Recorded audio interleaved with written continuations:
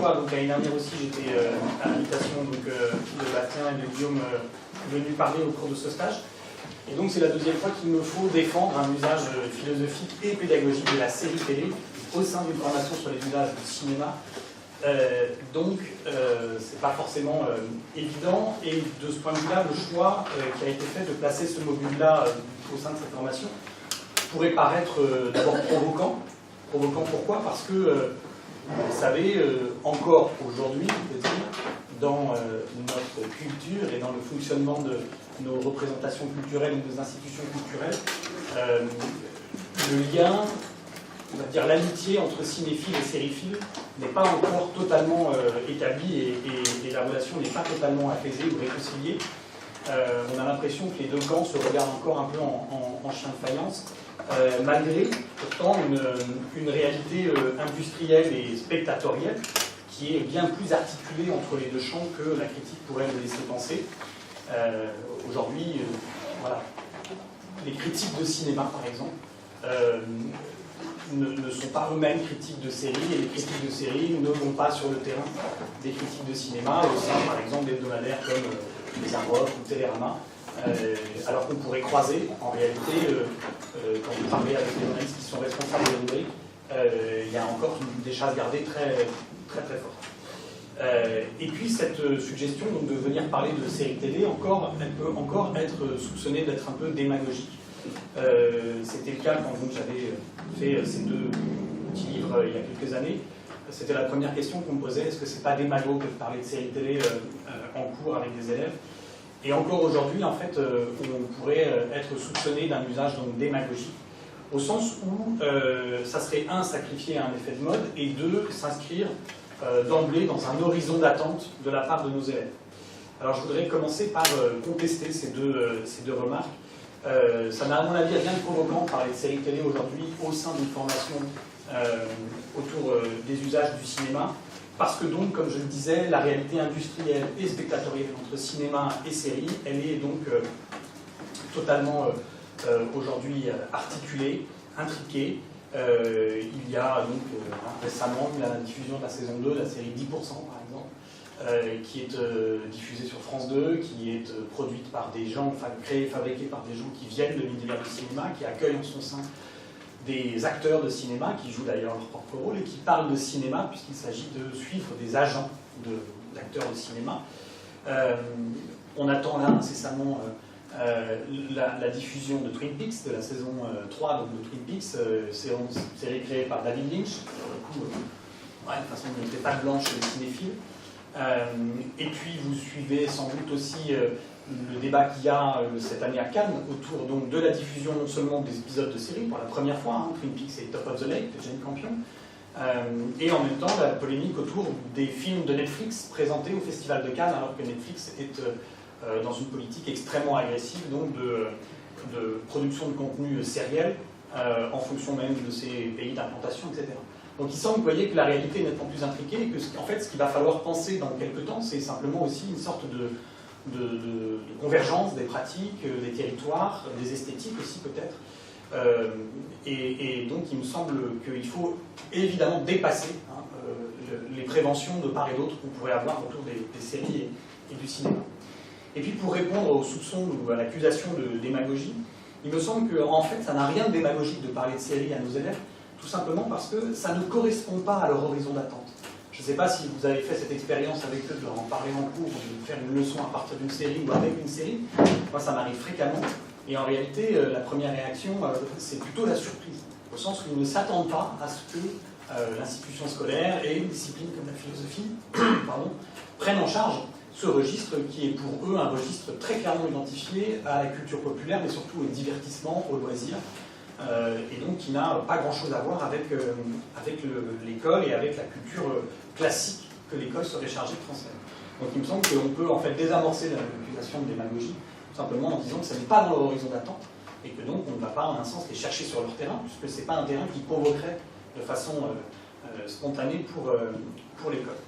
Du coup, il me semble qu'on peut, de façon détendue, parler de séries et en proposer un usage pédagogique. Il me semble aussi que ça relève précisément d'une tâche philosophique, au sens large et noble du terme, mais aussi d'une tâche de la pédagogie de la philosophie, et je vais essayer de le justifier ce matin.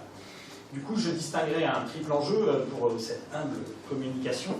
D'abord un enjeu pour la philosophie, qui est notre mère à tous, et qui est une façon de montrer encore une fois que c'est une discipline, une méthode, une sagesse, pourquoi pas aussi, qui est voilà, dotée d'une grande vitalité et qui n'hésite pas, en utilisant ses outils, les concepts, la méthode d'argumentation dialectique, la réflexivité, à affronter ce qui se présente d'abord comme étant un peu son autre, la télévision, le divertissement, la production en série industrielle de contenu de loisirs, etc. Ensuite, pour nous, professeurs, il me semble que l'enjeu, c'est aussi de montrer qu'on peut risquer notre pratique sur des territoires pas encore totalement explorés. Et surtout, ce qui est intéressant, c'est que pour une fois, c'est un territoire sur lequel nous ne sommes pas immédiatement désignés comme des experts. Voilà. En fait, la sériphilie est encore beaucoup trop jeune, même s'il y en a qui se présentent et qui commencent à accumuler une expertise à l'université notamment, quelle que soit leur discipline. Eh bien, il est difficile aujourd'hui de vraiment revendiquer une expertise pour une raison simple, par exemple, c'est qu'on n'a encore pas du tout de recul sur ce que serait, par exemple, le patrimoine de la sériphilie. Aujourd'hui, on parle de classique au cinéma. C'est encore difficile, il y a beaucoup de débats autour des séries. On essaye de faire des listes, de faire des classements, etc. Mais il y a des questions de critères, il y a des questions de modalités de diffusion qui font que c'est encore assez compliqué. Et puis pour nos élèves, il me semble qu'il y a un enjeu important parce que pour nos élèves, c'est l'occasion de réfléchir aussi à leur consommation de séries. Et du coup, peut-être, et j'espère, en tout cas, c'est moi mon but, de faire en sorte que cette consommation, ils se la réapproprient comme étant une pratique culturelle légitime. Parce que je trouve qu'il n'y a rien de plus insupportable que de voir en fait une pratique culturelle, de s'en voir expropriée au nom d'une illégitimité. Voilà. C'est une forme de domination, de violence, enfin voilà. Et donc si on peut les aider à se réapproprier cette consommation de séries comme une pratique culturelle, il me semble que c'est aussi assez libérateur. Donc l'année dernière, j'avais proposé, là encore humblement, un exemple de leçon que je pouvais monter, enfin que je soumettais en tout cas à la sagacité des collègues qui étaient là, donc une leçon sur le pouvoir à partir de la série Game of Thrones. Alors cette année, je voudrais proposer un exercice un peu différent, c'est-à-dire que je voudrais essayer de montrer comment est-ce que la sérialité même des fictions sérielles, des fictions à épisodes, peut constituer une entrée en matière ou une matière à réflexion, une ouverture, une problématisation de la question de l'identité personnelle. Donc c'est une séquence qu'on pourrait rattacher au cours sur le sujet, et peut-être pourquoi pas à la notion de la conscience, parce que l'identité n'est pas au programme, voilà, pour la dimension scolaire. Et donc, d'emblée, cette proposition, elle ne s'inscrit pas du tout dans une logique d'expertise, de recommandation, de prescription, de pratique, mais vraiment voilà, d'un partage sur une intuition que j'ai depuis le temps que je fréquente les séries et que j'essaye de les acclimater au cours de philosophie. Et je serais vraiment très impatient de partager avec vous la pertinence de cette intuition ou au contraire son impertinence.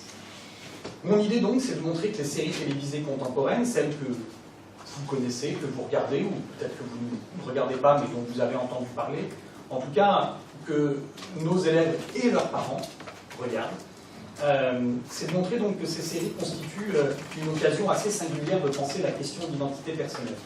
Alors, pas seulement parce que les fictions thématiseraient la question de l'identité. C'est-à-dire que l'idée, c'est pas d'aller faire une liste de séries sur le thème de l'identité. Pas non plus aussi parce qu'on aurait des personnages qui seraient de bonnes illustrations de questions classiques autour de l'identité. Mais il me semble, surtout parce que, du fait même de leur sérialité, et on va passer un petit peu de temps à savoir ce qu'on entend par sérialité, ces fictions posent à leur manière, à chaque fois, le problème de l'identité personnelle. Et donc, l'usage narratif qui sera fait de cette sérialité peut être pensé aussi, à chaque fois, me semble-t-il, comme une manière donc de prendre position, de tester une hypothèse relative au problème classique de l'identité personnelle. Alors une dernière petite remarque avant de commencer, puisqu'on est au sein d'une formation sur les usages du cinéma pour le cours de philosophie, Moi, je voudrais un petit peu pousser le bouchon et insister sur la différence des séries, une sorte de série crime. Derrière le terme générique de série télé, il y a aujourd'hui une multiplicité de formats, de propositions, de productions. Ça peut être des chaînes, ça peut être des plateformes pure player, comme Netflix ou Amazon. Et il y a du coup une très grande diversité de pratiques aussi spectatoriales. Voilà, la série n'est pas aujourd'hui consommée derrière l'écran de télévision familiale en famille. D'abord parce que l'écran de télévision familiale est de moins en moins l'écran central de la maison.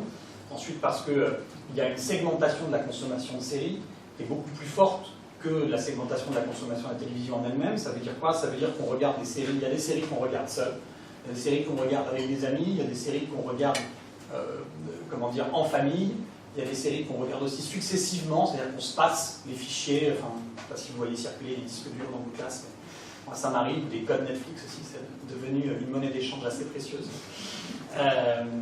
Et donc il y a différents modes de consommation. Il y a aussi les séries qu'on regarde de façon extrêmement, avec une grande avidité, c'est-à-dire qu'on va regarder 5, 6, 7 épisodes d'un coup à chaque fois. D'autres au contraire qui vont nous accompagner sur ce que les sociologues de la réception des séries appellent des temps interstitiels, c'est-à-dire sur le trajet du RER, surtout que maintenant Netflix on peut télécharger les programmes par exemple, donc c'est très pratique quand on habite Antony et qu'on enseigne à Moussaline par exemple. On attend de faire au moins 2 épisodes sur le trajet. Donc ça peut être pendant les repas quand on attend, en attendant un cours, dans le couloir du lycée, enfin voilà. Et du coup, ça pose la question de l'unité. Aujourd'hui, derrière ce champ des séries télé, et il me semble que, encore aujourd'hui, mais sans doute pour pas très très longtemps, l'unité, elle est strictement esthétique. Ce qui fait l'unité aujourd'hui de la série télé, c'est la dimension sérielle. Voilà, je pense que c'est le point sur lequel on peut se retrouver de façon assez peu polémique. Et donc, qui dit sérialité, on va l'approfondir, mais ça veut dire quoi? Ça veut dire qu'on développe une fiction sur plusieurs épisodes, donc sur un temps long. Alors, on peut même plus dire que c'est des épisodes qui sont délivrés de façon successive, parce que vous le savez, aujourd'hui, la tendance est à délivrer l'ensemble des épisodes d'une saison en même temps. Netflix a commencé à faire ça. Et aujourd'hui, par exemple, quand France Télé, TF1 ou Canal lance une nouvelle série, ils diffusent le premier épisode et ensuite l'ensemble de la série est disponible. Alors, c'est payant en VOD, mais l'ensemble des épisodes sont disponibles d'un coup. Voilà. Donc, on ne peut même plus dire qu'il y a une consommation hebdomadaire, rythmée, etc. Il y a simplement un temps long de la fiction qui est lié donc, à sa sérialité. Et là encore, c'est une définition qui est menacée. Il n'y a pas très longtemps est sorti le Fast and Furious 8. Voilà. Il y a Pirates des Caraïbes 5 qui arrive. Et puis bon, James Bond, par exemple, ou Indiana Jones. Voilà, on attend toujours les nouveaux épisodes. Alors de l'autre côté, c'est encore un petit peu confidentiel, mais il y a une série nordique pour les spécialistes qui s'appelle OE. Voilà, E, c'est un O barré. Qui teste un format assez amusant, c'est un format de 10 fois 10 minutes. C'est un polar. Et donc qui teste un format très court, c'est vraiment destiné aux consommations sur smartphone. 10 fois 10 minutes. Donc 10 fois 10 minutes, ça fait 100 minutes, ça fait à peu près 1h40, 1h30, c'est un long métrage. Sauf que c'est diffusé sur un mode sériel. Donc c'est pour ça que je vous dis que la question de l'unité autour de la sérialité, elle va être discutée, à mon avis, là, dans les toutes prochaines années. Donc si on veut philosopher avec les séries télé de manière vraiment singulière, il me semble qu'il faut s'installer dans cette question de la sérialité. C'est ce que je vais te proposer ce matin, mettre les 2 pieds donc, dans la sérialité et examiner donc, comment est-ce que cette sérialité permet de poser le problème de l'identité personnelle. Alors on va procéder en 2 temps. Rassurez-vous, c'est comme avec les élèves, il y a un plan. Une première partie donc, qui part donc, de cette sérialité dans sa dimension esthétique et qui va tenter de nous conduire au problème métaphysique de l'identité personnelle. C'est pour ça que ça s'intitule tout simplement de l'esthétique à la métaphysique. La première chose à faire, donc, me semble-t-il, c'est d'interroger la forme même de ces fictions, puisque c'est ce qui les distingue des autres formes de fiction audiovisuelle. Aujourd'hui, je ne pourrais pas vous dire ça concerne un certain type de scénariste, puisque les scénaristes écrivent aussi bien pour le cinéma que les séries, ou un certain type de mise en scène, puisque de grands metteurs en scène du cinéma, voilà, les maîtres de la mise en scène mettent en scène, réalisent des épisodes de séries télé. Donc, il me semble que vraiment l'entrée pertinente pour marquer la différence des séries, c'est de travailler sur leur format, donc sur cette esthétique sérielle. Et toute la question, c'est de savoir si cette esthétique sérielle recèle, oui ou non, un potentiel philosophique, métaphysique, en l'occurrence pour la question qui nous intéresse ce matin, susceptible de nous faire avancer, ou en tout cas de nous faire reposer cette question classique que nous connaissons tous de l'identité personnelle. Alors, allons-y, entrons dans le vif du sujet. Tout simplement, commençons par essayer de déterminer une définition, ou en tout cas une conceptualisation de cette esthétique de la sérialité. Si vous ouvrez le dictionnaire, la série est définie comme étant une suite continue de choses similaires. Donc une suite continue de choses similaires. Alors, que la série soit une suite, je pense qu'on ne va pas se disputer là-dessus. Que cette suite soit continue, je pense que là encore, on va tomber rapidement d'accord. En revanche, on va commencer à discuter sur la question de savoir si cette suite continue, elle est bien une suite continue de choses similaires. Ça ne paraît pas totalement évident, puisque les épisodes eux-mêmes portent un récit qui n'est pas similaire à chaque fois. La trame narrative peut être la même. On parlera tout à l'heure de séries à formule, ou de séries immobiles, c'est-à-dire qui répètent une trame narrative fixée, type une enquête policière par épisode. Voilà, Columbo, Navarro, Dr House, voilà, des séries à formule narrative. Mais même dans ces formules, qu'est-ce qui va faire, qu'est-ce qui va être le critère de l'identité, de l'idem, du similaire? Parce que, oui, on va retrouver les personnages, mais le cas sera à chaque fois différent et raconté de façon aussi différente. Donc, toute la question va être autour de cette suite continue de choses similaires. Alors, l'idée, pour avancer un peu, c'est de partir d'une première formulation de la sérialité, de l'esthétique sérielle, comme étant une esthétique de la répétition. Alors, de ce point de vue-là, c'est très pratique, c'est pas moi qui invente ça.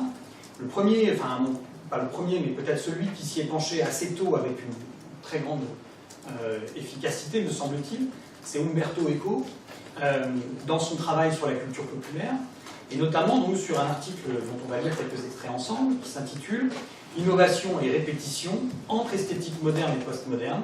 C'est publié dans la revue Réseau en 1994, pardon, la référence ici. C'est disponible en accès libre sur le site percé.fr. C'est un article dont je vous conseille très vivement la lecture intégrale, au sens où ça pose, à mon avis, le cadre des questions esthétiques qu'il faut poser, qu'il faut adresser à la culture populaire. Donc, Eco part d'une définition de la sérialité comme étant une esthétique de la répétition. Le problème, pour l'esthéticien, c'est que si la série développe une esthétique de la répétition, alors se pose la question de l'originalité et de l'innovation, qui sont les critères un peu tarte à la crème de la valeur esthétique d'une œuvre.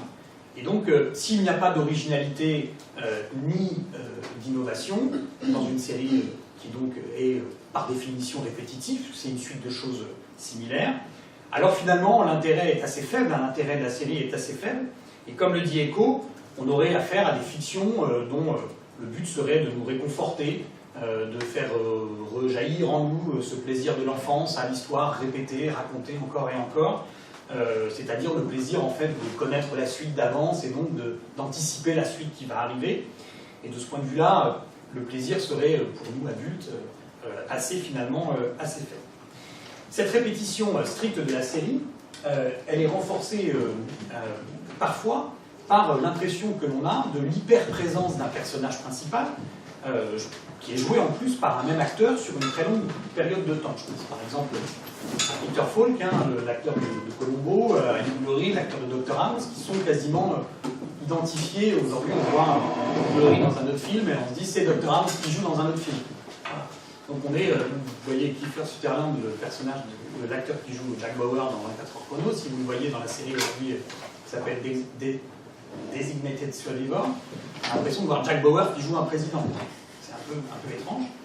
Et donc on peut avoir cette impression comme ça de répétition et renforcée donc, par l'hyperprésence du personnage. Et puis encore une fois, on peut avoir cette impression notamment par l'impression aussi que finalement, quand on a vu un épisode, on les a un peu tous vus parce que le schéma narratif, la formule narrative se répète. Souvenez-vous ça a un peu diminué, mais une période où TF1 par exemple était noyé sous la rediffusion des épisodes des experts. Voilà. Et où finalement, que ce soit les experts de Miami, de Las Vegas ou de New York, on avait toujours la même formule narrative. Et finalement, c'était donc un contenu donc assez répétitif et finalement assez peu intéressant, assez peu attachant. Alors il se trouve que Eco, je vais un petit peu vite, mais analyse précisément la répétition qui est en jeu dans la série, et qui fait donc effet de sérialité ou d'effet sériel. Et il nous explique que pour le spectateur, enfin, il va falloir définir le spectateur, on y vient, mais pour le spectateur, pour l'instant en général, il n'est pas certain que cette sérialité ne se présente que sous l'angle de la stricte répétition. Il va intervenir, corriger cette idée de répétition par l'idée de variation. Alors je vous propose voilà, un peu de la lecture d'un petit extrait, donc je suis désolé, c'est un petit peu scolaire. Eco écrit « Tout texte présuppose et construit toujours un double lecteur modèle. Disons un lecteur naïf et un lecteur averti. Le premier se sert de l'œuvre comme d'une machine sémantique et est victime des stratégies de l'auteur, qui va le conduire petit à petit à travers une suite de prévisions et d'attentes. Le second, donc le lecteur averti, évalue l'œuvre en tant que produit esthétique et apprécie les stratégies mises en œuvre pour produire un lecteur modèle du premier degré. Ce lecteur du second degré est celui qui aime la sérialité des séries, non pas tant à cause du retour de la même chose, que le lecteur naïf croyait différente, qu'à cause de la stratégie des variations. Autrement dit, il apprécie la manière dont une même histoire est retravaillée pour avoir l'air différente. Voilà. Ce qui m'intéresse, c'est précisément la façon dont on passe de la répétition à la variation, parce que ça signifie un changement dans l'attitude spectatorielle. Ça signifie que l'on passe du lecteur naïf, du spectateur naïf, au spectateur averti. Donc, la répétition stricte de la série, que le lecteur naïf ne voit pas forcément, ou alors qu'il voit trop bien, et qui du coup le lasse, est abandonnée au profit d'une esthétique de la variation par donc, le spectateur averti. Et Eco précise ce qu'il entend par variation en s'appuyant sur l'exemple, pour le coup légitime, intouchable, de la musique classique, et donc, en plus, donc en sa bac, il écrit un peu plus loin, j'emploie le terme variation en songeant aux variations de la musique classique, elles aussi étaient des productions en série, et voilà, rassuré, qui ne visaient que très peu l'auditeur naïf, et misaient tout sur un pacte avec l'auditeur critique. Le compositeur recherchait essentiellement les applaudissements d'un destinataire critique censé apprécier l'imagination qu'il avait déployée dans ses innovations sur un vieux thème. Bon, moi, je ne connais pas grand-chose à la musique. Je connais par exemple juste un truc qui s'appelle les variations de Goldberg.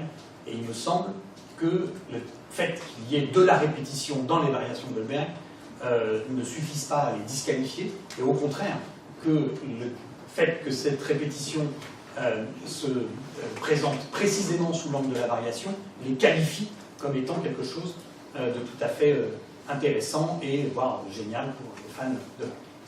Donc voilà ce qui m'intéresse, voilà le cadre dans lequel il me semble qu'il faut que nous pensions la sérialité. Alors on peut noter au passage que Eco nous dit bien que bon, tout texte, mais il parle ensuite de séries, et dans cet article il parle indifféremment des romans d'Alexandre Dumas ou d'Edgar Allan Poe par exemple, et de Colombo. Donc les concepts sont, on peut les utiliser pour aussi bien la lecture, la littérature populaire que pour la série télévisée. Il nous dit bien que tout texte et donc toute série produit un lecteur naïf et un lecteur averti, comme la variation musicale, elle produit un auditeur averti et s'adresse à un auditeur averti. Autrement dit, on a là, à travers l'idée de variation, la réintroduction de l'idée d'innovation, et en même temps, la réintroduction de la réflexivité du spectateur. Et il me semble qu'on a là donc deux conditions qui nous autorisent à libérer, parce que le mot est à la mode, le potentiel philosophique des séries. Et puis voilà aussi un enjeu pour nous, professeurs, qui est d'utiliser la série en cours de philosophie. Nos élèves sont d'abord des spectateurs naïfs, certains sans doute déjà des spectateurs avertis. À nous, à charge pour nous aussi, de les accompagner dans le fait de devenir des spectateurs avertis, c'est-à-dire, si je reprends juste le début, c'est-à-dire aussi d'aborder les œuvres comme des produits esthétiques. Voilà. Donc de s'intéresser pas simplement à la transmission sémantique d'une information et d'un message, mais aussi d'attirer leur regard, de convertir leur regard vers la façon dont le message lui-même est délivré, hein, à travers la forme de la fiction qu'il consomme pourtant avec assiduité et parfois une assez grande connaissance. Alors si on prend l'exemple de la série Colombo, je pense que même si vous n'êtes pas fan de série, vous voyez quand même tous globalement ce que c'est Colombo. Voilà une série donc assez ancienne, une série à formule, chaque épisode est une enquête, et apparemment donc voilà une série très répétitive. Sauf que le coupable est dévoilé dès les premières minutes de l'épisode. Et du coup, évidemment que d'emblée, ça veut dire que le pacte qui est passé avec le spectateur, c'est pas de deviner qui a tué. C'est pas d'être haletant dans les étapes de l'enquête, puisque le coupable est délivré dès le début. Non, d'emblée, cette convention narrative qui consiste à donner le coupable dès le début permet au spectateur de passer de naïf à averti et de s'intéresser non pas tellement à qui est le coupable, mais à comment il va être découvert. Donc de passer en un sens de la question du comment, du qui, du quoi, à la question du comment, et donc de passer du contenu à la forme. C'est ce qui m'intéresse derrière le passage du naïf à l'averti, c'est le saut, la valeur ajoutée esthétique que l'on gagne à travers ça. Et donc à chaque fois, ce qui va être intéressant pour l'amateur de cette série, c'est pas tellement de savoir qui a tué, mais comment est-ce que Colombo va parvenir à le découvrir. Et vous noterez, on en reparlera un peu plus tard, que c'est une série du coup qui s'amuse et qui surjoue une forme de répétition à travers des gimmicks de ma femme me dit toujours, ou ah, excusez-moi, encore une petite dernière question, et qui viennent comme des coups de cloche, qui signifient que on est pour le naïf dans une répétition, pour l'averti dans une variation, puisqu'il y a un plaisir ensuite à voir comment est-ce que la question est adressée, qu'est-ce que dit sa femme à ce moment-là, etc. Alors on pourrait faire la même analyse avec une série comme Dr House, par exemple, où là encore, alors le diagnostic n'est pas délivré, c'est une série, pardon, je suppose parfois un peu trop que vous connaissez les séries, mais non pas que vous ne les connaissiez pas, mais parfois. Non, mais c'est extrêmement comment, voilà. Dr House, c'est une série médicale qui met en scène un médecin caractériel, insupportable, etc., mais génial. C'est-à-dire c'est celui que vous désireriez avoir si vous êtes vraiment malade, mais que vous n'iriez pas voir si vous avez besoin simplement d'un petit peu de care, d'un petit peu de rassurance, plus en dessous Dr House. Et là encore, c'est une série formulaire, chaque épisode c'est un cas, quelqu'un arrive à l'hôpital de Boston, personne n'arrive à le soigner, personne n'arrive à savoir ce qu'il a, l'équipe essaye plusieurs choses, et puis c'est dans les 3 dernières minutes qu'on trouve le bon traitement, la bonne issue. Alors là, le diagnostic n'est pas d'emblée délivré, mais en revanche, ce qui est d'emblée délivré dès le premier épisode et répété à longueur d'épisode, c'est que tout le monde ment. Voilà. C'est le mantra de Dr House, everybody lies, et donc ça veut dire que les patients qui arrivent en me disant voilà, je suis allé en tel pays, je suis revenu avec une infection, en réalité, ce qu'ils disent de leur maladie à ce moment-là est un mensonge, donc il va falloir aller chercher ailleurs. C'est voilà, dès que les symptômes ne disent pas la vérité de la maladie, mais au contraire, voilà, que ce sont des signes à décoder et que un truc très socratique, d'ailleurs, l'épisode 3 de la saison 1 de Dr House s'appelle The Socratic Method. La référence est assumée. C'est un truc très socratique qu'on connaît bien. Il s'agit de faire accoucher le patient de la maladie qui le touche. Et donc là encore, ce qui intéresse le spectateur à ce moment-là, c'est pas tellement finalement au fond de savoir le diagnostic, on sait qu'il arrivera, mais c'est de connaître le mensonge, qui va être la cause de la maladie. Alors, cette sérialité, elle articule... pardon, du coup, j'avais juste quelques images. Je suis en retard, pardon. Voilà, donc Colombo, cette sérialité, donc, elle articule à la fois donc, la possibilité du changement et en même temps le souci de la continuité dans une esthétique de la variation. Si on veut conceptualiser un peu précisément ce qu'il faut entendre par variation, aussi bien dans le registre médical que dans le registre littéraire ou donc de la série télé, c'est l'articulation du changement et de la continuité. Et ce qui est intéressant, c'est qu'elle produit, sur le temps long, pour un spectateur qui suivrait plusieurs épisodes d'une même série, voire plusieurs saisons d'une même série, sur plusieurs années, eh bien, elle produit un spectateur qui va être attentif à l'examen de ces variations. Et d'ailleurs, il me semble que c'est cet examen-là, cet examen averti, qui est la principale source du plaisir à regarder une série télé et à y être attaché. Alors, cette esthétique de la variation, évidemment, elle va se trouver exploitée de façon différente en fonction donc, du genre de la série, du type de série. J'ai parlé de séries qui sont très formulaires, c'est ce qu'on a en anglais, c'est le formula show, c'est donc la série à formule narrative. Et puis il y a des séries qui sont très feuilletonnantes, au contraire, et c'est-à-dire qui ne sont pas dans la répétition d'une formule narrative, mais qui sont dans la continuité d'une histoire. Eco, dans son article, ne parle pas quand il parle de série, il parle de série formulaire, mais quand il parle de série feuilletonnante, il ne dit pas série feuilletonnante, il dit saga. Voilà. Il parle de saga. Aujourd'hui, on dirait plutôt série feuilletonnante. En anglais, c'est disons un nom ils disent character driven show, c'est-à-dire des shows qui sont drivées, conduites par l'évolution du personnage. Et donc, évidemment, la variation, elle sera plus minime, plus détaillée, elle demandera un examen plus attentif dans la série à formule, qui va plutôt s'installer dans la répétition de la formule narrative, tandis que dans la série feuilletonnante, si vous suivez des séries comme, si vous avez suivi des séries comme Mad Men, ou si vous suivez actuellement Game of Thrones, ou Le Bureau des légendes, ce sont des séries très feuilletonnantes, qui développent des histoires, des arcs narratifs sur l'ensemble d'une saison, voire sur l'ensemble de la série. À ce moment-là, la variation est beaucoup plus évidente. On voit beaucoup plus les motifs variés, aussi bien même dans les tonalités. C'est pas toujours écrit par les mêmes scénaristes, c'est pas réalisé par les mêmes réalisateurs, etc. Alors on en vient à une question un peu plus précise, à partir donc de cette mise au point esthétique sur la sérialité.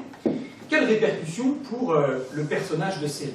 Comment l'identité de ce personnage peut être assurée au sein donc, de cette esthétique de la variation? Comment peut-on en fait être personnage principal d'une série? Comment peut-on le rester tout au long de la série si on est pris précisément dans cette esthétique permanente donc, de la variation qui se cache sous l'apparence de la répétition? Alors c'est le deuxième temps donc, de notre interrogation sur la sérialité, et je l'espère, le passage donc, à une interrogation plus métaphysique, le problème donc, de l'identité personnelle du personnage de série. Quand, dans une série très feuilletonnante, le récit varie à l'infini, et on pourrait penser que ça ne pourrait s'arrêter jamais, pensez par exemple aux 15 saisons de Urgence, pensez à Plus belle la vie aussi, par exemple, et à son extension quasiment infinie, à sa capacité quasiment infinie à raconter et à tramer de nouvelles histoires. Donc quand le récit varie à l'infini, ce qui finalement en constitue l'unité, ce sont les personnages, et singulièrement les personnages principaux.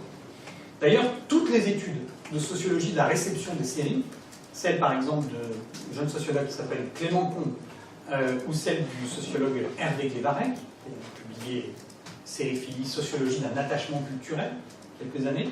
Donc ces deux études montrent bien que la raison première de l'attachement des spectateurs de séries aux séries télé, c'est l'attachement aux personnages.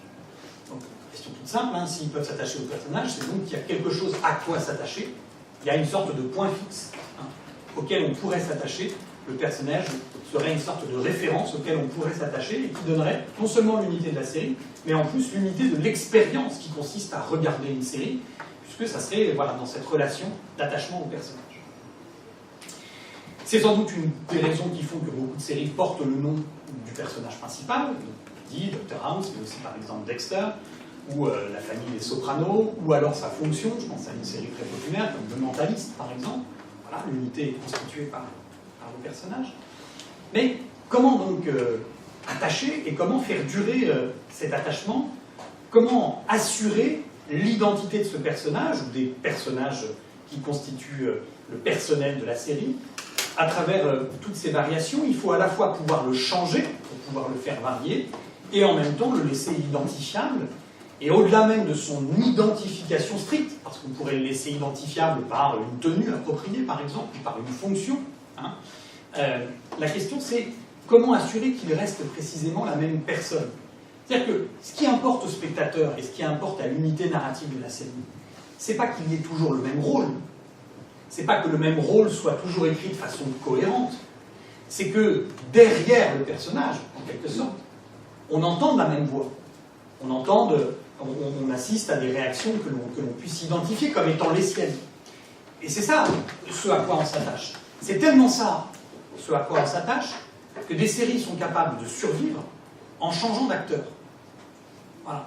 C'est-à-dire que c'est une série, par exemple, alors ça remonte un petit peu, mais comme Clara Scheller, par exemple, une série qui a changé d'actrice principale entre la saison 1 et la saison 2 et 3.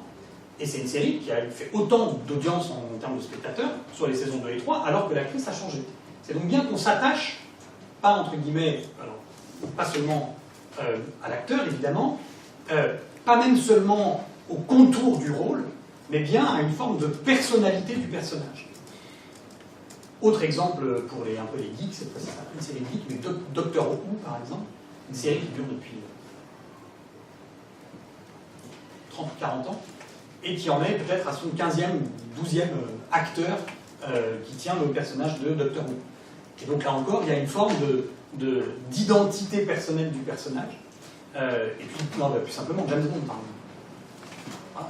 Alors on peut étudier tous les changements, les variations, etc., avec les changements des acteurs, mais il y a une forme d'archétypie du personnage qui laisse à penser qu'il y a finalement une personnalité qui pourrait avoir plusieurs traductions, plusieurs incarnations, mais qu'il y a bien une personnalité commune qui permet justement plusieurs occurrences, d'incarnation. Nous, ce que nous devons penser, donc, c'est cette variation comme une répétition avec des différences, ou si vous préférez, pour ces personnes, un changement avec des continuités. Donc, il s'agit bien, au fond, de retrouver la question de l'identité dans son rapport au temps qui passe. C'est la question très classique de l'identité personnelle que nous connaissons, telle que la formule Locke classiquement, donc dans le deuxième livre, chapitre 27 de l'essai sur l'entendement humain. Je ne vous ferai pas l'affront de vous réexpliquer le tenant et aboutissant de ce problème. La question est bien de savoir ce qui assure qu'une personne est la même personne et pas juste le même homme ou juste le même rôle. La même personne en différents temps et en différents lieux. Pour la série, vous avez bien compris que ce qui nous intéresse surtout, c'est le en différents temps.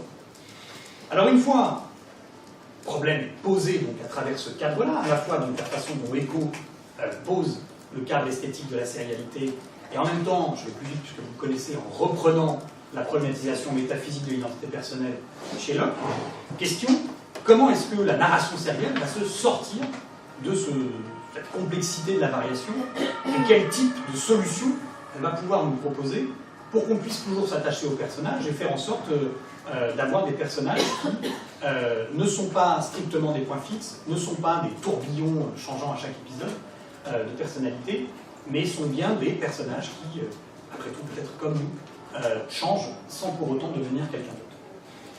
Alors, j'en arrive à... là, pardon. En fait, j'ai pas encore totalement au fait de mes différents outils. Donc, alors, pas grave, avant de passer à la deuxième partie, pour donner donc, un petit peu de chair à cette question, je voulais vous parler de Rick Grimes. Rick Grimes, c'est le personnage principal de la série The Walking Dead. Vous avez regardé The Walking Dead? Ouais. Bon, donc si je vous montre un peu une vidéo où il y a des zombies et ils se font un peu ça va pas... Voilà. Donc ça c'est Rick Grimes dans la saison 1. Et Rick Grimes dans la saison 5, et c'est encore pire dans la saison 6, il ressemble plutôt à ça. Donc voilà, c'est tout simplement ces deux images hein, pour montrer que apparemment il s'est passé pas mal de choses pour que on passe de ce policier qui pose dans un champ de blé, genre le shérif de l'Ouest, quoi, à une sorte d'ours au regard un peu perdu et qui manifestement en a avalé.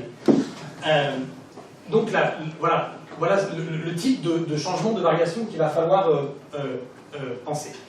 Alors, j'aurais pu sélectionner 15 extraits de The Walking Dead, et en fait, il faudrait le faire pour comment dire, justifier cette approche-là dans un cours, par exemple.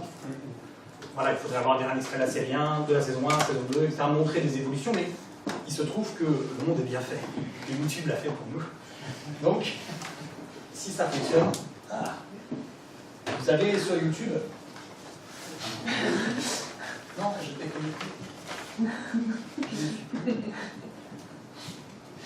Vous avez sur YouTube des fans qui s'amusent à faire des... Ah bah oui, c'est dans la... Excusez-moi, je ne vais pas être dérangé, j'ai mis sur un vidéo. Qui font des petits montages, des vidéos, et en l'occurrence pour The Walking Dead, c'est des vidéos qui s'appellent Transformation of, donc il y a de tous les personnages. Et donc là, on a la Transformation of Rick Grimes, qui est un montage des 5 premières saisons, où à des moments importants, où on voit le personnage donc, dans ces moments où il change. Donc Transformation of Rick Grimes, mais vous avez aussi celles de Daryl Dixon, par exemple, c'est la série, voilà, ou de Sophia, par exemple, aussi. Voilà.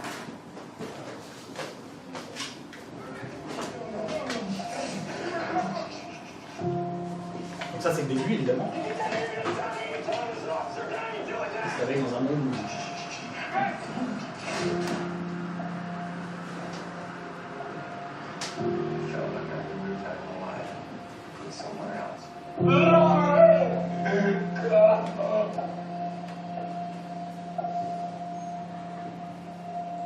Renaissance. But you know about the dead people, right? Yeah, I saw a lot of that. Out on the lonely dock, all in trucks. No, not the ones they put down. The ones they didn't. The walkers. You good man, Rick? I hope you find your wife or son. All I have anymore is a man looking for his wife and son. It's a wife that's gonna lose.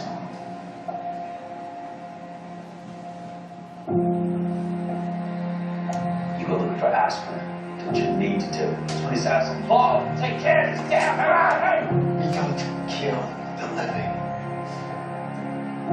You once said that we don't kill the living. Well, that was before the living tried to kill us. But don't you see, if we do this, the people that we were, the world that we knew is dead. You gonna kill me in cold blood? My wife. And my children, Le moment où Rick devient meurtrier. what you want? I was gonna keep you alive. Cold, baby. You're being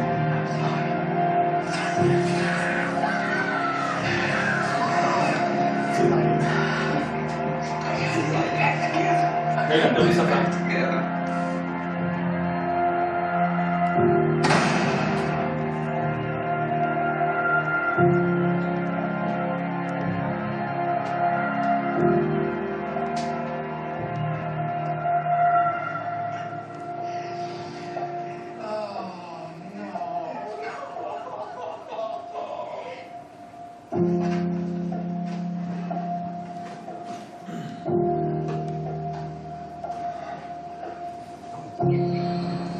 J'explicite pas.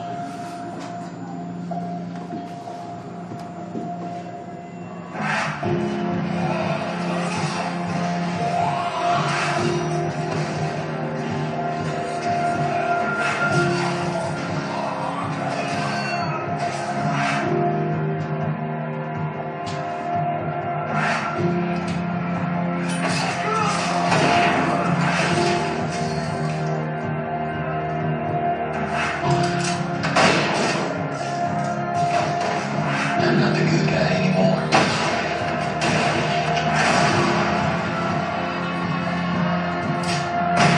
We can still come back. We're not too far gone. We can come back.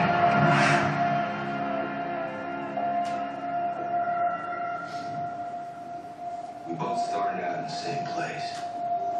Things went bad for you, things went bad for me. But you're not seeing things right. I don't blame you what you've lost, what you've been through. You're not seeing things right, but you can come back from this. I know you can. You have to. This can't be it. It can't be. You gotta be able to come back from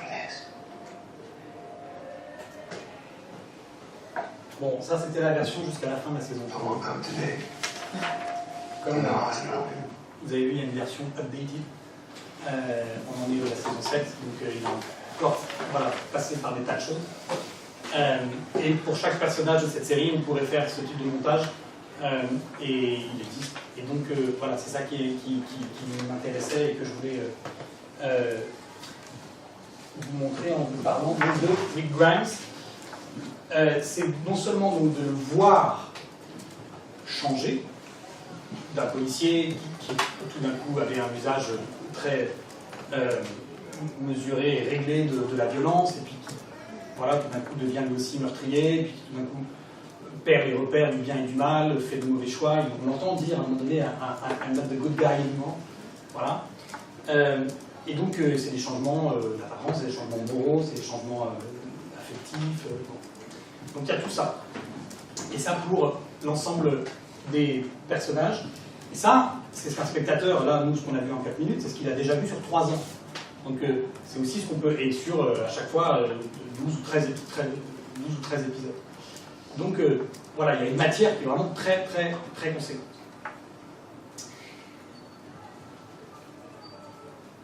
Voilà. Alors, on peut le voir aussi, donc, pardon, d'autres exemples, hein, parce qu'il n'y a pas que The Walking Dead dans la vie, c'est violent. Une série de Canal+ que j'aime beaucoup, même si elle n'a pas toujours été bien reconnue, c'est... Voilà, c'est la série Mafiosa, 5 saisons, avec donc Sandra Paoli, qui c'est l'histoire de cette jeune avocate qui devient, qui est le chef du premier clan mafieux en Corse. Donc tout le pitch de la série, c'est qu'une femme puisse devenir le chef d'un clan mafieux en Corse. C'est Sandra dans la saison 1, Sandra dans la saison 5. Dans la saison 1, c'est une jeune femme, une avocate, qui a une vie d'une jeune femme voilà, à peu près normale, sauf qu'elle appartient à la famille Paoli. Dans la saison 5, elle est devenue totalement différente. Elle a changé. Il est de même assez difficile de pouvoir la genrer convenablement. On va dire c'est une femme, un homme. Elle joue de cette sorte de neutralité. Elle se coupe les cheveux, elle ne met plus de robe. Voilà, elle décode aussi tout ça. Et donc là encore, sur 5 saisons, ce qui est intéressant et ce qu'il faut penser, c'est le changement de Sandra Paoli. Et puis on peut aussi avoir un changement qui est présenté d'emblée dès le premier épisode, en tout cas une complexité subjective qui est présentée dès le premier épisode, le personnage de Dexter que vous connaissez, dont vous connaissez en tout cas sans doute la complexité. Il travaille pour la police le jour et la nuit il est tueur en série de tueur en série. Voilà, il œuvre différemment à la justice. Et cette fois-ci, c'est pas une complexité qui se découvre, voilà, qui fait qu'il change tout au long de la série, mais c'est une donnée de départ de la série. Et donc tout l'enjeu là du récit, c'est d'assurer l'unité de la personne, du personnage de Dexter, à travers donc son double visage, ce qui est un motif classique, hein, évidemment, les goûts de Dr. Jekyll, Mr. Hyde, c'est un motif assez classique hein, de la fiction.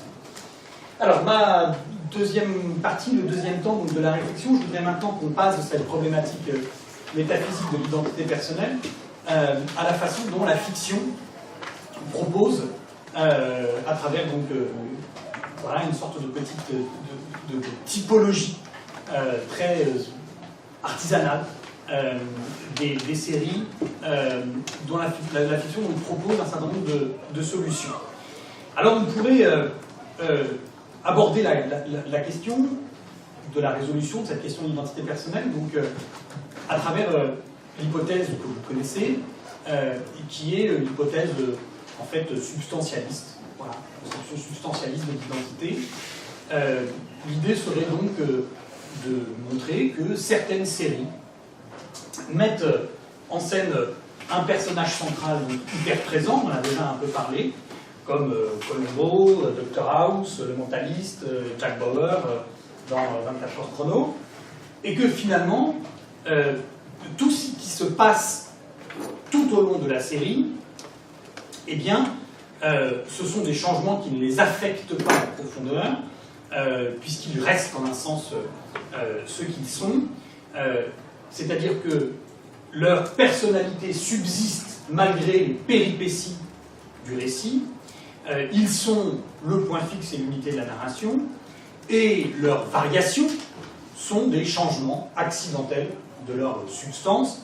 Voilà, c'est quelque chose une hypothèse de lecture, une justification, une façon de rendre compte de la variation qu'on maîtrise assez bien, parce que c'est quelque chose qu'on maîtrise assez bien avec nos élèves dans la présentation, par exemple, de l'hypothèse substantialiste cartésienne, à partir de la redéfinition, la reposition du sujet comme substance pensante. Ça permet d'expliquer un certain nombre de variations, c'est assez pratique, et ça permet, par exemple, de rendre compte du vieillissement des personnages de série, ça permet de rendre compte du changement de leurs habitudes, tout en assurant une très grande unité au récit.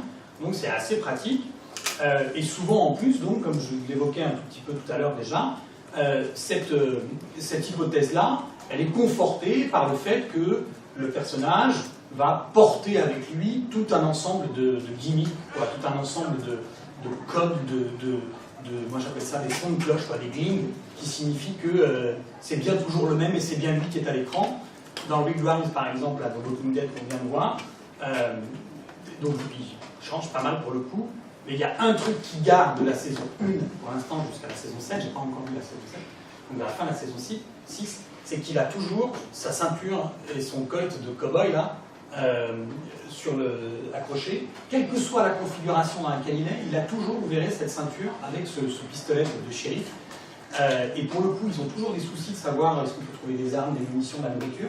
Sur ce pistolet, il n'y a jamais de problème de munitions. Il a toujours des cartouches du début de la série jusqu'à la fin de la série. Et donc c'est un peu son truc. Mais ça reste voilà, le signe distinctif. C'est au départ, souvenez-vous, il n'y a pas si longtemps, c'était le shérif. C'était lui qui était la référence quoi, de la justice et du bien et du mal. Alors, ces gimmicks, on les trouve assez facilement à travers des répliques types. Par exemple, si vous avez regardé 24 heures chrono, vous savez que Jack Bauer, à tout bout de champ dans tous les épisodes, dit « We are running out of time ». Nous n'avons pas le temps. Voilà. C'est très pratique pour justifier le recours à une torture, une élimination discrète, voilà. Et il dit après « Thousands of lives are at stake ». Voilà, il y a des milliers de vies en jeu, et « We are running out of time », donc on peut se dispenser d'une phase de délibération morale sur les motifs possibles. Et donc ça revient de la saison 1 à la saison 9, sans difficulté. On a parlé donc de Columbo et de sa dernière question, ma femme disait toujours, si vous êtes fan de Dexter, le Tonight is the Night, par exemple, qui ouvre la série et qui revient de façon très régulière. Cette nuit, enfin ce soir c'est la nuit, c'est cette nuit, c'est le moment où je peux me transformer en tueur en série, rendre justice. C'est une sorte de mantra comme ça qui revient. Et vous pourrez dire que ces répliques types viennent comme des confirmations que finalement les changements de ces personnages ne sont pas si importants, ne modifient pas en profondeur leur identité, et que, au fond, leur identité repose sur une substance de personnage qui rend possible d'ailleurs la variation du récit et le développement même du récit dans des proportions incroyables.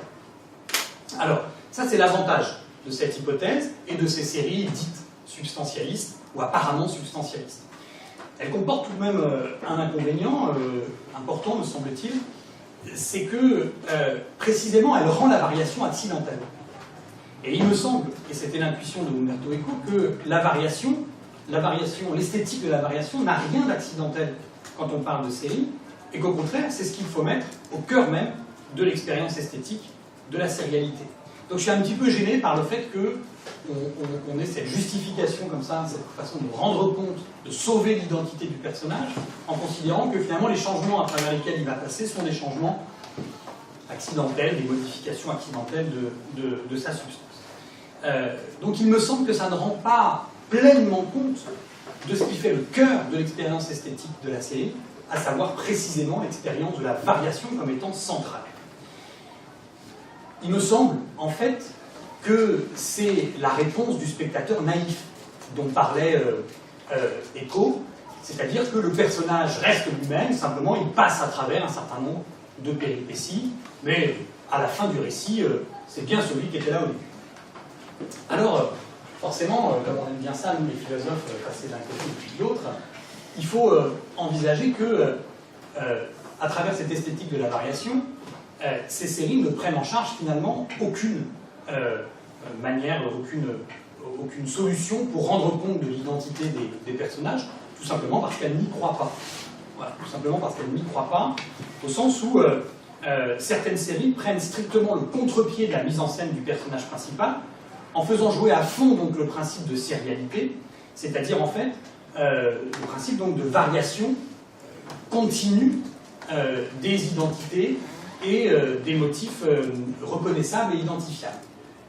Alors il y a le cas tout à fait limite où il n'y a même plus de personnage principal, par exemple, c'est ce qu'on appelle c'est dans les séries aérocollectifs, comme par exemple Lost ou par exemple Game of Thrones, ou sur des personnels de séries un peu moins larges, comme la série Girls par exemple, qui est une série d'apprentissage un peu adolescente, etc., où on a 5 copines dans New York, enfin 5 filles de 20 ans dans New York, sans qu'on puisse vraiment dire quel est le personnage principal.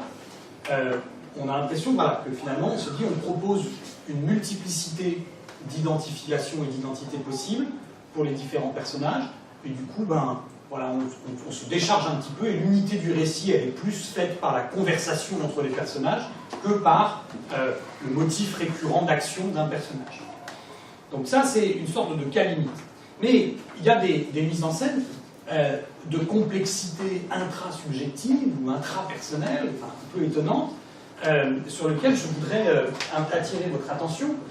Une série par exemple comme The Good Wife, diffusée donc sur CBS. CBS c'est une network américain, donc c'est une chaîne nationale. C'est une série finalement apparemment familiale, c'est un peu genre France 2 pour nous. Eh bien, Alicia Florrick, qui est donc la Good Wife en question, et qui est le personnage avec le haut rouge, ici, le personnage féminin, dans cette série, est indissociablement donc épouse de son procureur de mari, et son infidèle procureur de mari, et en même temps, elle est la maîtresse de son patron, qui est de l'autre côté de l'image, et puis aussi, elle est mère de 2 enfants. Elle est aussi, elle essaye d'être amie avec quelques collègues.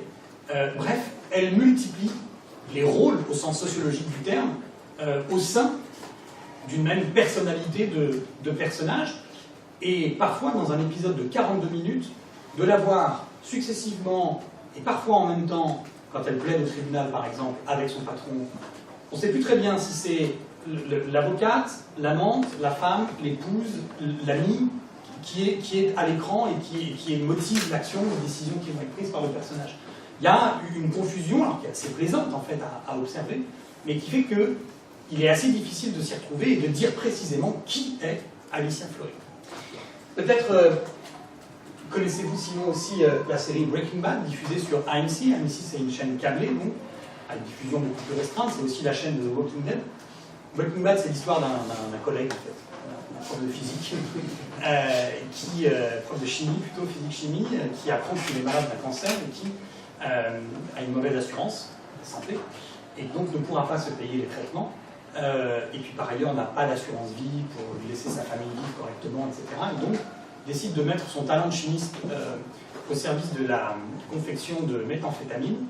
Donc il monte un business de production et de vente de drogue, pour se faire de l'argent, payer son traitement et laisser quelque chose à sa famille. Voilà. Donc je passe sur la problématique morale pour exploiter. Alors sauf que, en fait, il y a 5 saisons. Au début, il y va à reculons, c'est quand même l'américain moyen, un peu de père moyen, bon père de famille, un peu en milieu, pas téméraire, un peu veule, qui a extrêmement beaucoup de frustration, qui se fait humilier par ses élèves. Bon. Et puis petit à petit, en fait, il prend goût au trafic de drogue, il prend goût aussi à la manipulation et au gangstérisme. Et surtout, ce qui est intéressant, c'est qu'il s'invente un personnage. Parce que Walter White, c'est-à-dire un genre qui s'appelle Martin Dupont, pas très crédible dans le business de la méthamphétamine au niveau lexique. Donc, il se fait appeler Heisenberg.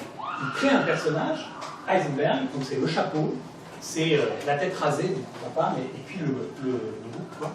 Et Heisenberg, évidemment, pour le principe d'incertitude, et il a cette intuition que, en plus en entretenant une sorte de mystère sur qui est Heisenberg, donc d'incertitude à l'égard de son identité, ça sera d'autant plus efficace pour terroriser ceux sur qui il doit exercer donc, cette terreur, cette domination. Et c'est ce qui le rend totalement flippant dans les dernières saisons. On ne sait plus s'il continue, enfin si on sait en fait, il ne continue plus à faire ce trafic de drogue pour les motifs qui avaient été annoncés au début, mais il continue parce qu'en fait il a pris plaisir, il est passé de l'autre côté. Il y a une scène très très intéressante dans la saison 5, la dernière saison, entre lui et sa femme, où sa femme lui dit « Arrête tout ça, j'ai peur pour toi, tu es en danger », et où il répond pleine affirmation de soi en disant « Non, maintenant c'est moi le danger, I am the danger, je suis devenu le danger, et donc c'est moi qui vais vous prendre ». Et donc on a assisté finalement en suivant cette série au passage, comme ça, presque sans rendre compte, de Walter White à Heisenberg. Autre exemple de cette complexité, c'est la série Homeland, donc actuellement diffusée sur la Fox. J'ai un doute, Showtime, la Fox, je dirais. Donc ça, c'est plutôt espionnage, terrorisme, etc. Avec deux personnages principaux, Carrie Mathison, qui est analyste de la CIA, et accessoirement bipolaire. Voilà. Et Nicolas Brody, qui est un Marines prisonnier d'Irak libéré au bout de 8 ans, et accessoirement terroriste kamikaze. Donc, ça devient très compliqué. On ne sait plus très bien à quel personnage se vouer. Alors, si vous me permettez, je vais rajouter un degré de complexité, parce que c'est un peu mon plaisir aussi, mais ça c'est pour les geeks, les collègues geeks. C'est que sur ces deux personnages, par exemple, vous rajoutez la complexité qui vient du fait même des acteurs. Il se trouve que Claire Danes, qui joue Carrie Mathison, pour les séries-films, pour les spectateurs téléspectateurs américains, c'est Angela, la héroïne de la série Angela 15 ans, une série adolescente, dans laquelle elle était une jeune fille qui juste apprenait à vivre. C'était une série d'apprentissage, et donc elle était toute mignonne, toute gentille, et c'était ses peines de cœur, etc., etc. Donc forcément, elle apporte ça en tant qu'acteur. Il y a une forme d'intertextualité de l'acteur par rapport au personnage qui fait que ça complexifie encore le regard. Et pour Damian Lewis, l'acteur qui joue Nicolas Brody ici, son rôle d'avant, je vous jure, son rôle d'avant, c'est dans la série de Spielberg, Band of Brothers, dans laquelle il joue un capitaine des parachutistes américains de la 82e division aéroportée qui sont en Normandie et qui en gros est une sorte de héros absolument incontestable qui fait toute la campagne de Normandie et qui termine dans le Nid-Aigle à Berchtesgaden avec sa compagnie. Et donc, évidemment, si vous mettez simplement des shootings de presse de Band of Brothers, de Damian Lewis en uniforme de Marines des années 40 et Damian Lewis en uniforme de Marines de la guerre en Irak, mais dans le rôle de Nicolas Brody, à ce moment-là, vous rajoutez encore un degré de complexité, et vous voyez bien qu'on est dans un jeu avec le spectateur averti, cette fois, qui devient à la limite de la perversité. C'est-à-dire que vraiment, ça devient extrêmement complexe. Donc voilà, ça c'est pour ceux qui aiment lire les fichiers MDB de leurs personnages. Alors, je passe rapidement, mais j'avais pensé à ce moment-là, puisqu'on est quand même dans une approche un peu pédagogique, mais c'est par exemple le moment où on pourrait parler peut-être de la façon dont Nietzsche fait exploser la notion d'identité personnelle. Et ce qui me plaît en fait dans la façon dont Nietzsche le fait, c'est que il le fait d'abord de façon très active, c'est-à-dire nous scindons et nous continuons toujours de nous scinder. C'est-à-dire que c'est un processus qui est toujours en cours, et il me semble que, de ce point de vue-là, suivre des épisodes de façon successive rend compte de cette expérience-là. Et puis, ce qui me plaît aussi, c'est la notion donc, du poète qui se trahit dans ses personnages. Et alors là aussi, il y aurait quelque chose à faire, mais je ne vous ferai pas l'affront de le faire, mais vous savez que la métaphore du personnage pour la question d'identité dans la philosophie classique, elle est hyper présente, elle est présente chez Descartes, elle est présente chez Leibniz, elle est présente en un sens, pas tout à fait la même question, mais chez les stoïciens, nous ne choisissons pas les personnages, mais il nous appartient de bien les jouer. Enfin, voilà, c'est une métaphore qui est extrêmement présente, et il me semble qu'elle justifie aussi le passage de la personnalité réelle à la personnalité du personnage. Alors l'avantage de cette approche perspectiviste, mais je sais qu'on peut en discuter des heures, de cette qualificative de perspective, c'est que ça permet effectivement de tenir compte et de donner toute sa place à l'effet de sérialité, en accentuant donc justement la mise en scène des variations. L'inconvénient, c'est l'inconvénient de son avantage, hein, c'est qu'à mon sens, ça atténue la mise en scène de la continuité, et que du coup, voilà, en projetant davantage l'attention sur la variation, la différence, la complexité, ça rend plus difficile pour le spectateur, même averti, la compréhension de la continuité et parfois de l'unité narrative. C'est ce qui, par exemple, est reproché à certaines séries qui ont abandonné donc, la question de cette identité du personnage principal, comme Game of Thrones, ou comme Lost en son temps. C'est la complexité narrative qui fait qu'au bout d'un moment, on a même du mal à s'y retrouver précisément et à savoir ce qui se passe, parce qu'en fait, les identités ne sont pas fixées. Alors, je vous propose du coup une troisième possibilité que j'ai intitulée donc, de l'identité narrative à l'identité personnelle. C'est-à-dire essayer de rendre compte à la fois de l'effet d'identité du personnage de série qui continue d'être là d'épisode en épisode, et à la fois de son effet de variation, des changements à travers lesquels il peut passer. En fait, il reste à penser, et c'est bien ça depuis le début, la continuité de l'identité, ou bien malgré les changements, ou bien à travers les changements, parce que, de toute façon, à ce stade de la démonstration, nous sommes indissociablement spectateurs naïfs et spectateurs avertis. C'est bon, on est passé vraiment du côté donc, du spectateur averti de Eco, et donc nous avons à nous charger de cette question de l'esthétique de la variation, en fait de cette question, enfin, il a fallu de rendre compte de cette esthétique, d'en assurer la cohérence de cette esthétique de la variation. Pour le dire plus simplement, nous savons bien que Rick Grimes n'est plus tout à fait le même à la saison 5, et en même temps, nous savons bien aussi que c'est toujours Rick Grimes, et que en fait, ce qui nous plaît, ce qui nous intéresse et ce qui maintient notre attention, c'est que c'est Rick Grimes qui change et personne d'autre. C'est-à-dire que finalement, ça ne nous intéresserait pas tant que ça qu'il devienne quelqu'un d'autre. Voilà. On aurait changé, ça arrive dans certaines séries, le personnage meurt, on en passe à un autre, bon, on se réattache, etc. Mais là, c'est pas le cas. Ce qui nous intéresse, c'est que ce soit bien lui qui change. Et donc, à mon sens, la seule façon d'assurer l'identité du personnage de série et donc de progresser dans cette question de l'identité personnelle, c'est de penser la continuité de l'identité personnelle sur le mode même où elle se livre. C'est-à-dire en fait sur le mode narratif. Voilà.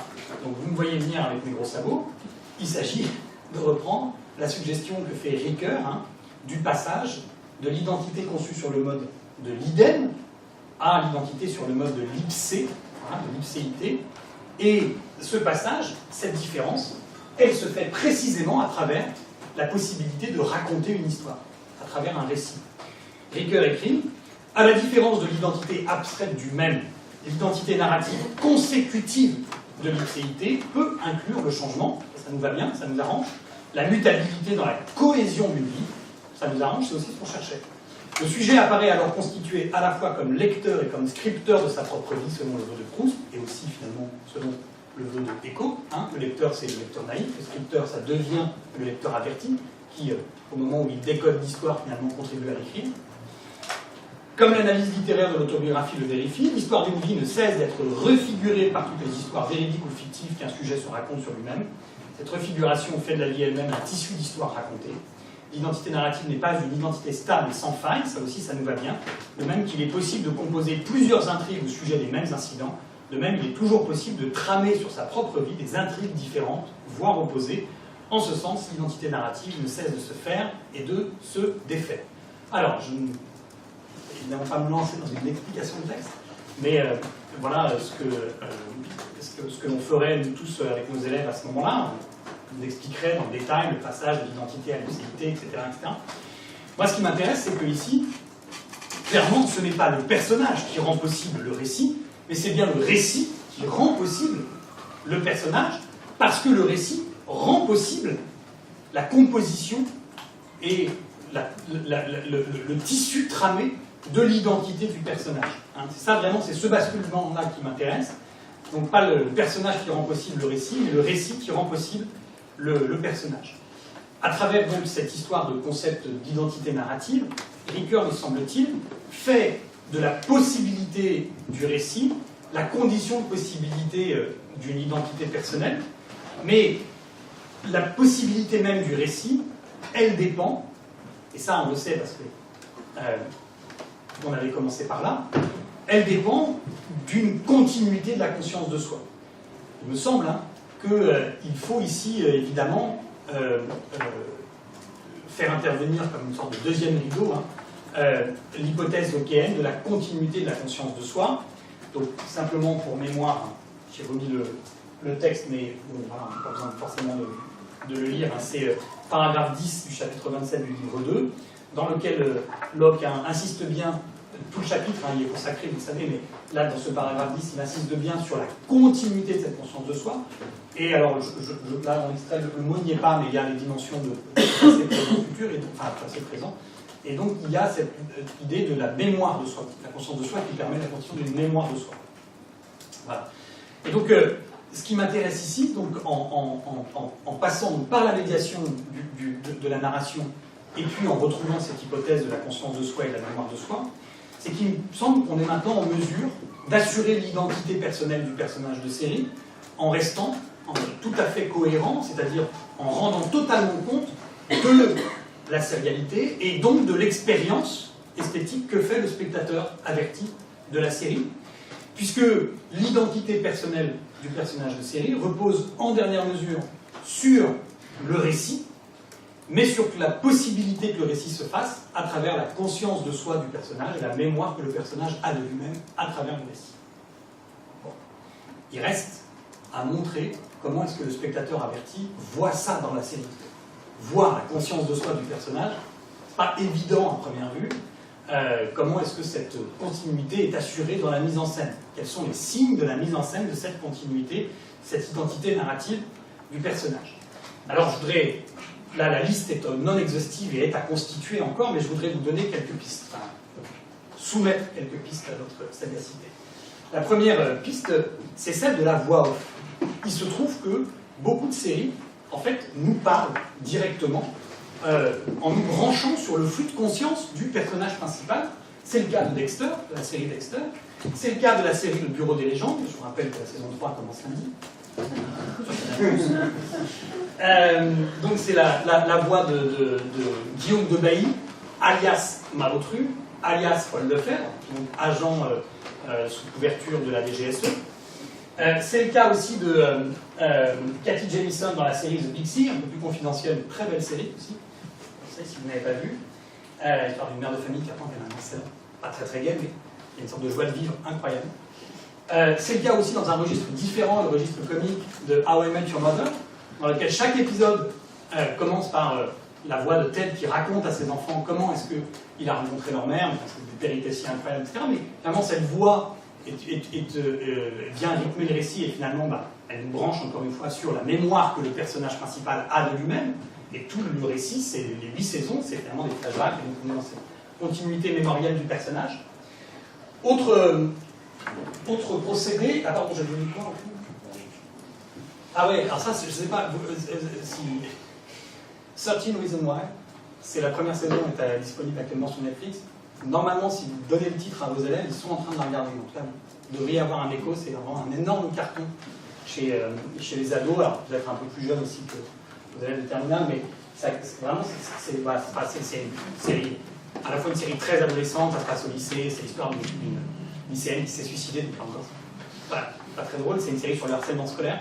Mais évidemment, elle est partie, pas en laissant une lettre, mais en laissant des cassettes, 13 cassettes. Et elle a fait un truc où elle donne des cassettes à différents membres de son entourage pour qu'ils comprennent qui elle était vraiment et pourquoi vraiment elle a fait ce geste-là. Bon, moi je ne suis pas arrivé encore au bout de la première saison, il semblerait qu'il y a un doute sur le fait qu'elle soit réellement morte. Peut-être à la fin, ce suicide pourrait peut-être une mise en scène. En tout cas, ça cartonne auprès de nos élèves, c'est produit par Selena Gomez, qui est aussi une sorte de pop star de la chanson américaine. Cela étant, c'est extrêmement bien écrit, extrêmement bien joué et produit, et pour le coup, dans la complexité du récit, qui lie deux époques permanentes, l'époque où Anna Becker était vivante et l'époque où Anna Becker s'est suicidée. Je peux vous assurer que n'importe qui regarde ça n'est pas dans une forme de consommation d'un format répétitif, sommaire, etc. Voilà. Et pour terminer, autre exemple de signes donc, de cette, qui permettent d'assurer donc, la continuité de la conscience de soi des personnages, c'est la façon dont les séries mettent en scène la complexité de l'identité de leurs personnages à travers des flashbacks.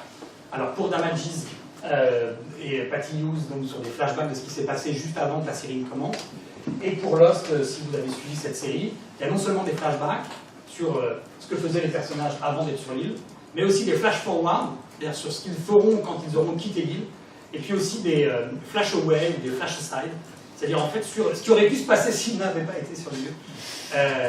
C'est totalement laïcien, ça c'est le monde possible, enfin c'est passionnant. Mais, et de ce point de vue-là, donc, en réalité, il y a une continuité qui est totalement assurée pour le spectateur. Et enfin, parce que quand même, enfin c'est quand même l'époque, hein, c'est un détail, mais c'est l'aparté par exemple, dans la série House of Cards. Bon, on connaît l'aparté, le vieux truc du théâtre, etc., mais qui, dans une série, est encore assez novateur, justement. Et donc le président Underwood, Frank Underwood, régulièrement, en fait, se met face caméra et voilà, fait un aparté pour le spectateur.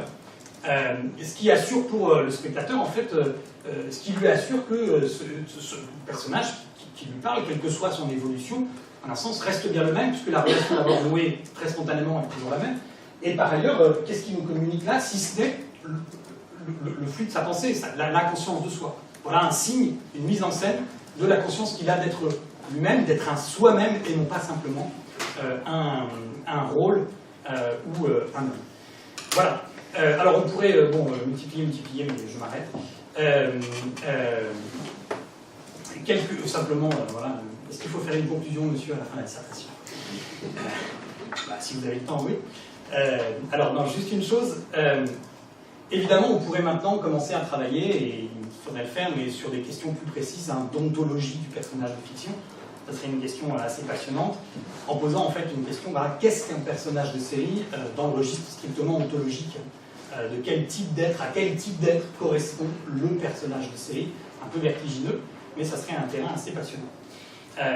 Il me semble, pour terminer, et j'ai hâte qu'on puisse en discuter, que du fait même de leur sérialité, les fictions sérielles sont particulièrement bien placées pour donner à penser sur cette question d'identité. Et il me semble que c'est une assez bonne entrée, enfin ça peut constituer une assez bonne entrée à cette question avec nos élèves, parce que ça n'est pas du tout étranger à l'attachement que les séries suscitent, chez nos élèves, chez nous-mêmes aussi bien sûr.